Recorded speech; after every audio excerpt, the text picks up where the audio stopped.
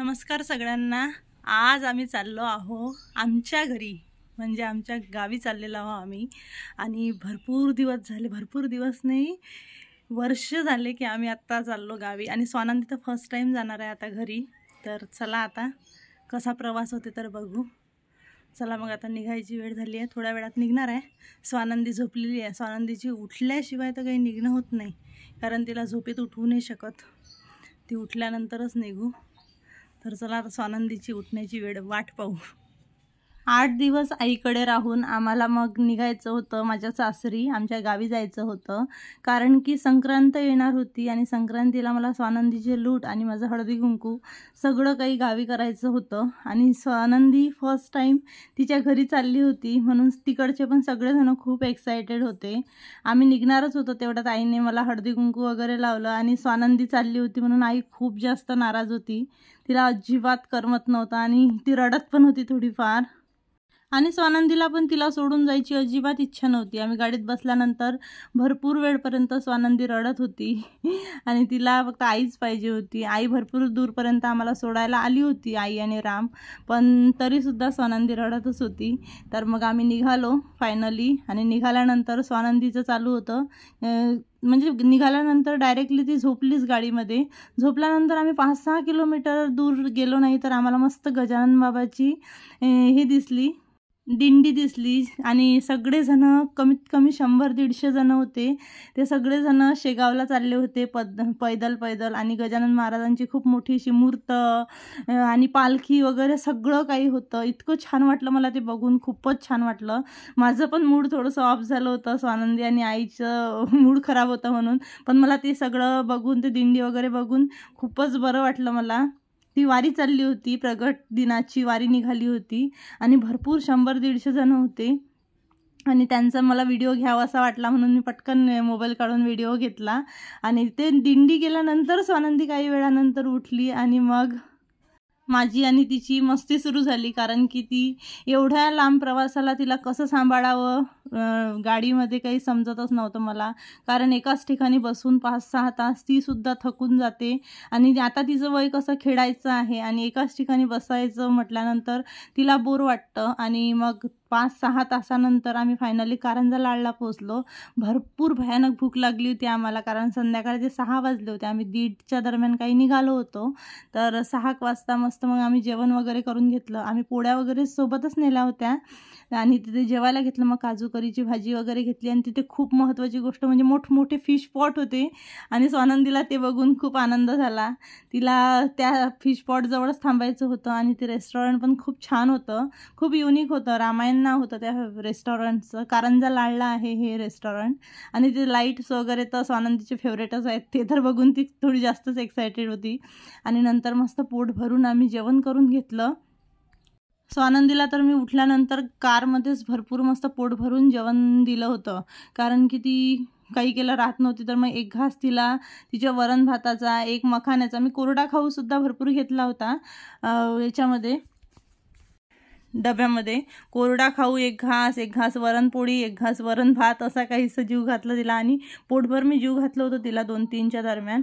आणि नंतर आम्ही रेस्टॉरंटमध्ये तर भरपूर वेळपर्यंत स्वानंदी फिश पॉटसोबतच खेळली। तिला खूप मस्त वाटलं फिश पॉटसोबत खेळायला।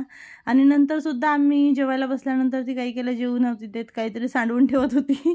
तिथले सगळेजण बघत होते की कसं आहे, पण छोट्या बाळाचं कोणी ॲडजस्ट करून घेतं। अशी काहीशी काजू करीची भाजी आली होती। ते कन्सिस्टन्सी त्याची थोडीशी पातळ होती, पण टेस्ट वाईज खूप टेस्टी होती ती। नंतर पोटभर जेवण झाल्यानंतर आम्ही मस्तपैकी कडक चहा पिऊन घेतला तिथे। चहा पिल्यानंतर मग आम्ही निघालो आमच्या रस्त्याने परत, कारण की तिथून कारंजा लाडवरून सुद्धा आम्हाला 1-1.5 तासाचा प्रवास राहिला होता आमचा, तर तिथे निघायचं होतं। मग स्वानंदीने मस्त फिश पॉटला बाय केलं आणि आम्ही मग 1-1.5 तासात पोहोचलो घरी। घरी पोहोचल्यानंतर इतकी छान तयारी केली होती स्वानंदीच्या आजी आजोबांनी आणि माझ्या जाऊबाईंनी, खूपच छान। हे बघा, रांगोळी वगैरे काढली होती आणि घरात पण खूप छान असं फुलांची सजावट वगैरे केली होती, कारण स्वानंदी फर्स्ट टाईम घरी गेली होती म्हणून। आणि नंतर मस्त आम्ही गेलो आणि स्वानंदीचं औक्षवण वगैरे झालं। मस्त व्हाईट कलरचा रुमाल वगैरे ठेवला होता तिथे। आणि स्वानंदी तर गेल्यानंतर एकदम शॉकमध्ये होती, कारण की ती फर्स्ट टाईम गेली होती गावी म्हणून। तरीसुद्धा ती आजी आजोबाकडे खूप लवकर गेली. गेल्यानंतर त्यांनी तिला घेतल्यानंतर ती गेली, तशी ती कोणाकडे जाते आणि त्यांच्याकडे पटकनच गेली. खूप वेळपर्यंत अशी रडली वगैरे नाही.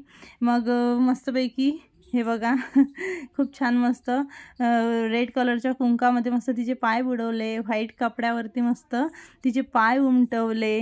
आणि हा जो व्हिडिओ आहे हा व्हिडिओ माझ्या दिरांनी काढलेला आहे, कारण की व्हिडिओ काढायला कोणीच नव्हतं म्हणून.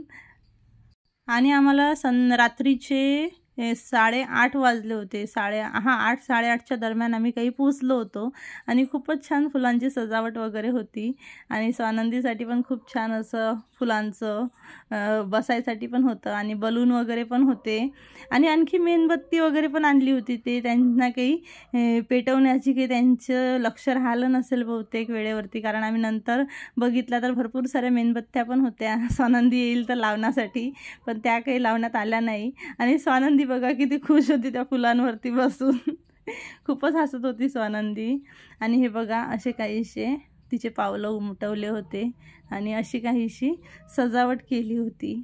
स्वानंदी बघा त्या एकट्या बलूनसोबतच खूप जास्त खेळत होती. त्या बलूनसोबत तर ती इतकी खेळली की रात्री 11 वाजेपर्यंत ती त्या बलूनसोबतच खेळत होती आणि तिला तो बलूनच पाहिजे होता. आम्ही जाताना म्हणजे हिंगणघाटवरून येतानाच आम्ही तिचा हत्ती वगैरे जे काही तिचे खेळणी आहेत ते सगळं काही आम्ही घेऊन आलो होतो, कारण की मला माहीत होतं की आधीच बाळ राहते नाही राहत, तिची खेळणे वगैरे सगळं पाहिजेच सोबत. राहो नाही राहो पण आपलं भूक नसो पण शिदोरी असो असं काहीसं, म्हणून मी सगळं काही सोबत घेऊन आली होती. तर तो हत्ती आता कार असल्याच्याने आम्ही सोबतच घेऊन गेलो होतो. त्याच्यावरती बसूनसुद्धा तिला भरपूर सारे मजा आली. आणि हे आहे गजानन महाराजांचा खूप मोठा फोटो आहे हा. व्हिडिओमध्ये जरी छोटा दिसत असला तरी खूप मोठा आहे.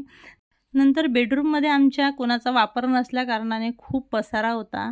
तर आणि एक बेड नव्हता तर लोखंडाचा पलंग होता, तोही मला काढून टाकावा लागला, कारण मी स्वानंदीच्याने कोणत्याही बेडचा वापर करत नाही. आम्ही खालीच झोपतो, कारण की मला भीती वाटते स्वानंदी पडायची वगैरे, म्हणून आम्ही मग तो काढून घेतला आणि थोडीशी स्वच्छता वगैरे करून घेतली तेव्हाच. आणि हे बघा रात्री 11च्या दरम्यान काही स्वानंदी असं खेळत होती आणि तिला खूप आनंद झाला होता. ती घरी गेली होती तर तिला काहीच नवीन वाटत नव्हतं आणि ती अजिबात लाजत वगैरे नव्हती. ती एकदम निष्काळजी होती आणि एकदम फ्री होती, मस्त खेळत होती.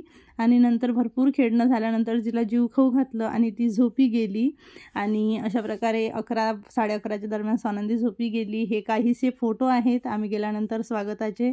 तर हाच होता आपला आजचा व्हिडिओ. कसा वाटला तुम्हाला मला कमेंट्स करून सांगा. आणि हेच आहे माझं सासर. तर व्हिडिओ आवडला असेल तर चॅनलला सबस्क्राईब केल्याशिवाय अजिबात